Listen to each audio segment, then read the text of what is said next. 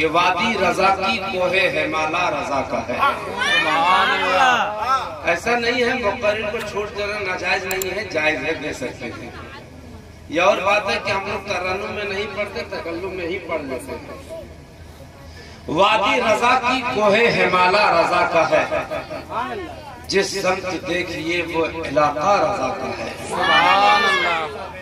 سرکار اعلیٰ حضرت عظیم البرکت مجدد دین و ملت فاضل بریلوی ایک دن ٹوٹی ہوئی چٹائی پر بیٹھتے ہیں نعت نبی لکھنے کے لیے اور کہتے ہیں یا رسول اللہ میں آپ کو کیا کہوں، یا حبیب اللہ میں آپ کو کیا کہوں، جانے عالمین کہوں کہ مراد مشتاقین کہوں، رحمت للعالمین کہوں کہ راحت العاشقین کہوں۔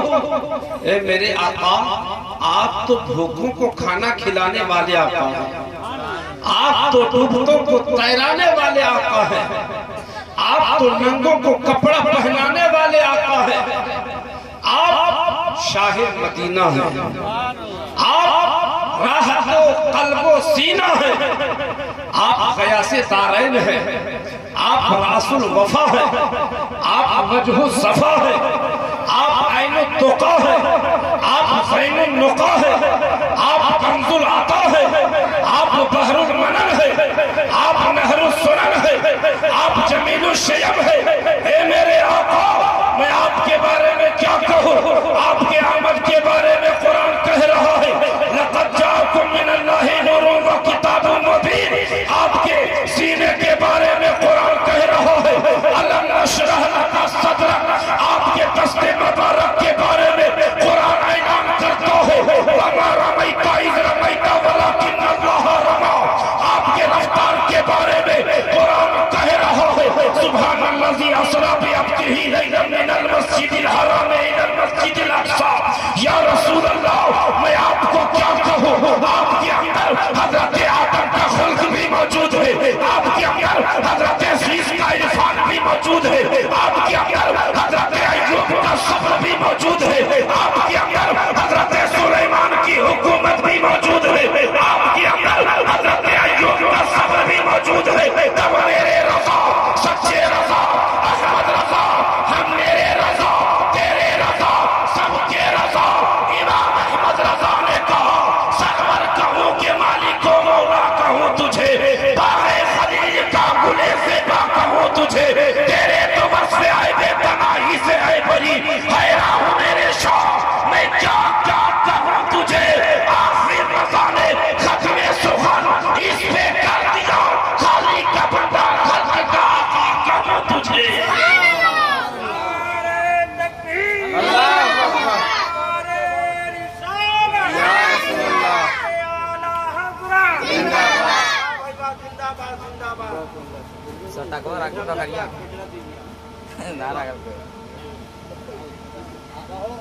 آخر رضا نے ختم سخن اس پہ کر دیا، خالق کا بندہ خلق کا آقا کہوں تجھے۔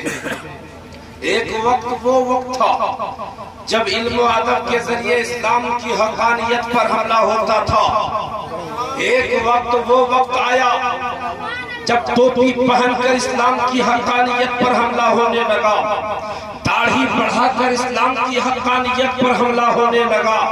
تو یاد رکھیے جب علم و ادب کے ذریعے اسلام کی حقانیت پر حملہ ہوتا تھا تو مجاہدین اسلام نے اپنی پیاری جان کو قربان کیا اور اسلام کو بچایا ہے، لیکن جب تہذیب کے ذریعے، لیکن جب تمدن کے ذریعے اسلام کی حقانیت پر حملہ ہونے لگا تو ماننا پڑے گا کہ بریلی کی ٹوٹی ہوئی چٹائی پر بیٹھ کر کے سرکار اعلیٰ حضرت نے اپنے قلم کے نوکوں سے اسلام کو بچایا ہے۔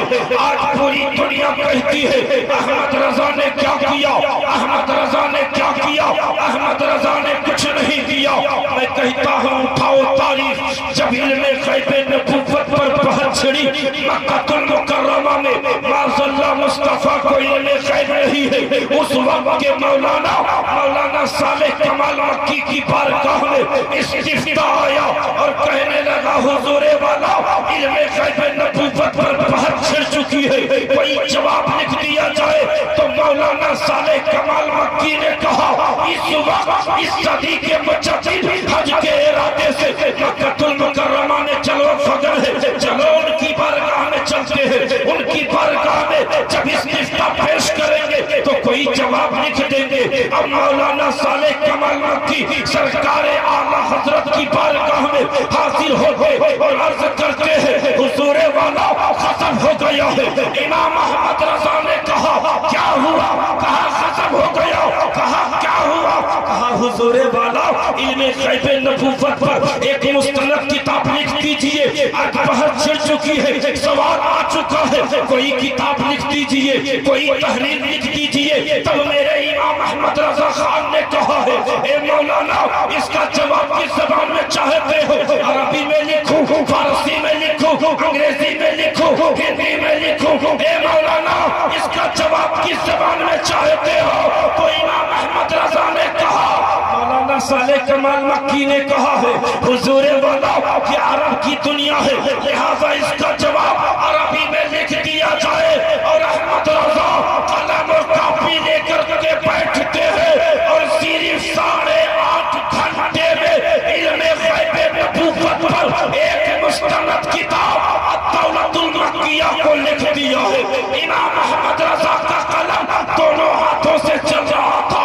امام احمد رضا فرماتے اگر آیتوں کو پیش کرنا نہ پڑتا، اگر حدیث مبارکہ لکھنا نہ پڑتا، اگر قرآن کی آیتوں کو لکھنا نہ پڑتا تو آج پوری دنیا دیکھ رہی تھی کہ احمد رضا کا قلم دونوں ہاتھوں سے چل رہا ہے۔ اگر اللہ اور اس کے رسول کا نام نہ لکھنا پڑتا تو احمد رضا کا قلم دونوں قدموں سے بھی چلتا نظر آتا۔ اور اعلیٰ حضرت 8.5 گھنٹے میں علم غیب نبوت پر ایک مستند کتاب الدولۃ المکیہ کو لکھا۔ جب وہ کتاب بادشاہ شریف علی بادشاہ کے دربار میں پڑھ کر کے سنائی جا رہی تھی، وہابیوں نے ہنگامہ کرنا شروع کر دیا اور گھیرنے لگا، کہنے لگا کتاب کو پڑھنا بند کر دو، اگر یہ پوری کتاب پڑھ کر کے سنا دی جائے گی تو وہابیت کا جنازہ نکل جائے گا۔ تو اس وقت مولانا صالح کمال مکی نے بادشاہ وقت سے کہا ہے حضور والا حکومت آپ کی ہے، اگر آپ اجازت دیں تو میں پوری کتاب الدولۃ المکیہ پڑھ کر کے سنا دوں۔ کہا تم پوری کتاب پڑھ کر کے سنا دو۔ جب پوری کتاب الدولۃ المکیہ کو پڑھ کر کے سنا دی گئی تو علماء عرب نے اعلیٰ حضرت کو گھیر لیا اور کہنے لگا حضور والا اتنے کم وقت میں اتنی مستند کتاب آپ نے کیسے لکھا؟ کبھی بخاری کا حوالہ دیا مگر کبھی آپ نے بخاری پلٹ کر نہیں دیکھا، کبھی مسلم کا حوالہ دیا مگر مسلم پلٹ کر نہیں دیکھا، کبھی بیضاوی کا حوالہ دیا مگر بیضاوی پلٹ کر نہیں دیکھا، کبھی صحاح ستہ کا حوالہ دیا مگر صحاح ستہ کو پلٹ کر آپ نے کبھی نہیں دیکھا۔ حضور والا اتنے کم وقت میں اتنی مستند کتاب آپ نے کیسے لکھا؟ کچھ تو بتا دیجئے۔ اب اعلیٰ حضرت کی آنکھوں میں آنسو روا ہے اور فرماتے ہیں ارے اے لوگوں سنو، جب تم لوگ پوچھنا چاہتے ہو تو میں بتا دینا چاہتا ہوں، جس وقت میں قلم اور کاپی لے کر کے بیٹھا ہوا تھا تو دائیں جانب میرے مصطفیٰ جلوگر تھے، بائیں جانب میرے غوث اعظم تھے، بیچ میں احمد رضا تھا، سرکار کا اشارہ ہو رہا تھا، غوث اعظم کی زبان ہل رہی تھی اور احمد رضا کا قلم چل رہا تھا۔ خود ہی فرماتے ہیں، خود ہی فرماتے ہیں ان کے سخن کی شاہی تم کو رضا مسلم، جس سمت آ گئے ہو سکے بٹھا دیے۔ سرکار اعلیٰ حضرت ایمان کی حفاظت کرنے والے شخصیت کا نام ہے امام احمد رضا، جنہوں نے سیدوں کے مقام کو بلند کیا اس شخص کا نام ہے امام احمد رضا۔ آج ہم ان کا احترام نہیں کر پاتے لیکن ان کا احترام کرتے ہیں، اعلیٰ حضرت نے طریقہ بتایا۔ آج اعلیٰ حضرت کے نقش قدم پہ جو چلیں گے وہ دنیا میں بھی کامیاب رہیں گے، آخرت کے میدان میں بھی کامیاب رہیں گے۔ کیا آپ نہیں دیکھ رہے ہو ہر طرح سے آج مسلمان चुगल खोरी के माहौल में हम, नफरत के मौजों में हम उलझ रहे हैं, तंग नजरी की तारीकियों में हम सफर कर रहे हैं, झूठों के दामन में हम पल रहे हैं। याद रखो हमारा इस्लाम ये सबक नहीं देता है कि तुम तंग नजरी की तारीकियों में सफर करो, तुम मफरूरियत के फजा में परवाज करो, तुम झूठों के दामन में पलो। अगर हमारा इस्लाम सबक देता है तो एक खुदा की इबादत करने का सबक देता है। हमारा इस्लाम अगर सबक देता है तो भाईचारगी का सबक देता है, मोहब्बत का पैगाम देता है। और क्यों ना हो, क्योंकि ये मजहब इस्लाम है। क्यों? ये मजहब सबसे अच्छा मजहब है। और ये किसका कौल है? किसी डॉक्टर का नहीं, किसी इंजीनियर का नहीं, किसी लेक्चरर का नहीं, किसी फलसफी का नहीं, बल्कि अमेरिका के एक स्कॉलर का कौल है कि दुनिया के तमाम मज़ाहिब को अगर एक पल्ले पे रख दो, मजहब इस्लाम को एक पल्ले पे रख दो, तो मजहब इस्लाम का पल्ला भारी नजर आएगा। और दुनिया के तमाम कौमों को एक पल्ले पे रख दो, कौमे मुसलमान को एक पल्ले पे रख दो, तो मुसलमानों का पल्ला कल भी भारी था, मुसलमानों का पल्ला आज भी भारी है, मुसलमानों का पल्ला सुबह क़यामत तक भारी नजर आएगा। उसके बावजूद आज हम गमज़दा हैं, मुसीबत ज़दा हैं। आज मुसलमानों को मिटाने की बातें हो रही है, मुसलमानों के कुरान को तब्दील करने की बातें हो रही है। याद रखो जो कुरान को बदलने की बातें कर रहा है दुनिया उसे बदल सकती है, लेकिन हमारा कुरान नहीं बदला जा सकता है, क्योंकि इस कुरान की हिफाजत की जिम्मेदारी किसी और ने नहीं लिया है, खुद मेरे परवरदिगार ने लिया है। अल्लाह इरशाद फरमाता है ला तब्दीला लिकलिमातिल्लाह, अल्लाह के कलाम में तब्दीली नहीं हो सकती है। अब अगर कोई जालिम शरीयत को बदलने की बातें करे, अब अगर कोई जालिम मुसलमानों को मिटाने की बातें करे, अब अगर कोई जालिम कुरान पाक की आयतों को तब्दील करने की बातें करे, तो ऐसे वक्त में हम पूरी जमात को लेकर के मैदान में उतर जाएंगे और अपना कलेजा पेश करके दुनिया वालों को बता देंगे कि है कौले मोहम्मद कौले खुदा, फरमान ना बदला जाएगा, बदलेगा जमाना लाख मगर कुरान ना बदला जाएगा। बदलेगा जमाना लाख मगर कुरान ना बदला जाएगा। इसलिए इस कुरान में है क्या, इस कुरान की हकीकत क्या है? इस कुरान को अगर देखेंगे तो इस कुरान में बहुत कुछ नजर आएगा। देखने वालों ने देखा और तरक्की करता चला गया और आज तक तरक्की कर रहा है। सुभान अल्लाह। जो जितनी गहराई में कुरान को पढ़ा, सोचा, समझा, वो उतना ही तरक्की करता चला गया। आज सिर्फ हम कुरान को पढ़ते हैं, उस कुरान में सब कुछ मौजूद है, लेकिन आज हम कुरान को पढ़ते नहीं हैं। आज हमारे घरों में शादियां होती है, बुरे रस्मों रिवाज।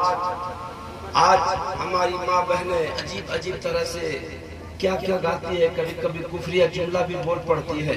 क्योंकि मैं सुना और सुन करके जो मैं समझा वो मैं बयान कर रहा हूँ। याद रखिए हमारी माँ बहनें बुलंद आवाज से कुरान भी नहीं पढ़ सकती है, तो गीत कैसे गा सकती है? आज हमारे घरों में शादियां होती है, खुराफात, डीजे, पटाखे।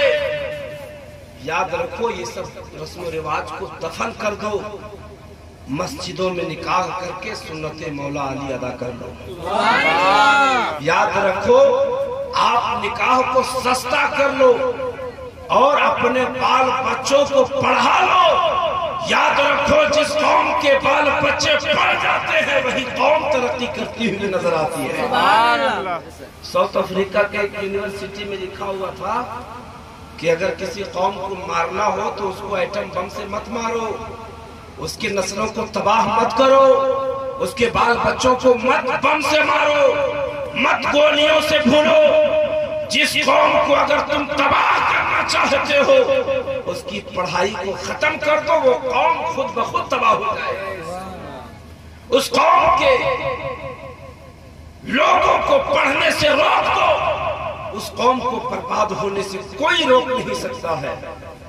आज हमारे घरों में खुराफात, ہمارے گھروں میں آج شرابی ہمارے گھر میں، جواری ہمارے گھر میں، نشیڑی ہمارے گھر میں، طرح طرح کے خرافات ہم ہیں۔ یاد رکھو ان خرافات کو مٹانا ہوگا۔ یہ ایک چلتا پھرتا مدرسہ ہے۔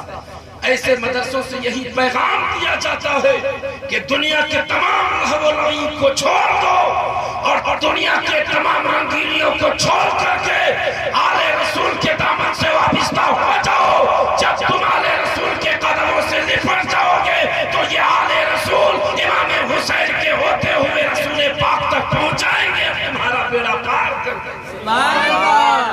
یاد رکھو آج بزرگوں کے نقش قدم پر چلنے کی ضرورت ہے۔ آج ہم کس کے نقش قدم پہ چلتے ہیں؟ بھلا ہیرو ایسا کپڑا پہنتا ہے تو میں بھی پہنوں گا۔ آج ہماری بیٹیاں بگڑ رہی ہے، ہمارے بیٹے بگڑ رہے ہیں، کارن کیا ہے؟ لوگ کہتے ہیں کہ لڑکے بگڑ رہے ہیں، میں کہتا ہوں پہلے بڑکے بگڑ رہے ہیں تب لڑکے بگڑ رہے ہیں۔ اس وقت لڑکوں کو بھی سدھرنے کی ضرورت ہے اور بڑکوں کو بھی سدھرنے کی ضرورت ہے۔ اگر ایک باپ نماز پڑھے گا تو اس کا بیٹا بھی نماز پڑھے گا۔ اگر ایک ماں نماز پڑھے گی تو اس کی بیٹی بھی نماز پڑھے گی۔ اگر ایک ماں گھر میں قرآن پڑھے گی تو اس کی بیٹی بھی قرآن پڑھے گی۔ اور جس گھر میں قرآن پاک کی تلاوتیں ہوتی ہے اللہ اس گھر سے مصیبتوں کو دور فرما دیتا ہے۔ لیکن آج ہم قرآن نہیں پڑھتے، آج ہماری بیٹیاں بھاگ رہی ہے، جس سے تس سے شادی کر رہی ہے، رزلٹ کچھ نہیں۔ یاد رکھو اپنی بیٹیوں کو بھی سنوارو۔ یہ بگڑنے کے دو کارن ہیں، ایک کا نام ہے ٹی وی، دوسرے کا نام ہے موبائل۔ اور وہ ماں خوب جانتی ہے کہ میری بیٹی کس دہلیز سے گزر رہی ہے۔ یاد رکھو اپنی بیٹیوں کو بھی سنوار لو، اپنے بیٹوں کو بھی سنوار لو۔ جس قوم کے بیٹیاں اور بیٹے سنور جایا کرتے ہیں اس قوم میں اس قوم کے لوگ ترقی پاتے ہیں۔ اس لیے مسلمانوں اپنے آپ کو سنوارنے کی کوشش کرو، اپنے چہروں میں داڑھی سجانے کی کوشش کرو۔ اللہ کے رسول صلی اللہ علیہ وسلم ارشاد فرماتے ہیں کہ جو ایک سنتوں کو زندہ کرتا ہے اللہ اسے 50,000 شہیدوں کا ثواب عطا فرماتا ہے۔ ایک سنت کو زندہ کرنے والا 50,000 شہیدوں کا ثواب پائے گا۔ یاد رکھو آج ہم کس فکر میں ہیں؟ ننگے پیدا ہوئے ہیں، ننگے اس دنیا سے چلے جائیں گے۔ ترکی کا ایک انسان 3 بلڈنگ کا مالک تھا، لیکن 40 سیکنڈ میں وہ 3 روٹی کا مالک رہ گیا۔ وہ بھی 3 روٹی دوسرے کی دی ہوئی روٹی تھی۔ دنیا کے دولتوں پہ مت گھمنڈ کرو، مت غرور کرو۔ اگر غرور کرنا ہے تو اس لیے غرور کرو کہ اللہ نے ہمیں آخری نبی کے امتی بنا کر کے دیا۔ اس لیے مسلمانوں انقلاب پیدا کرو۔ جب آپ انقلاب پیدا کرو گے تو ہمارے سماج میں انقلاب آئے گا۔ اللہ تبارک و تعالی ہم تمامی لوگوں کو اسوہ حسنہ پہ زندگی گزارنے کی توفیق عطا فرما۔ ہم تمامی مسلمانوں کو ایک اور نیک بن کر زندگی گزارنے کی توفیق عطا فرما۔ استغفر اللہ ربی من کل ذنب و اتوب الیہ۔ السلام علیکم ورحمۃ اللہ وبرکاتہ۔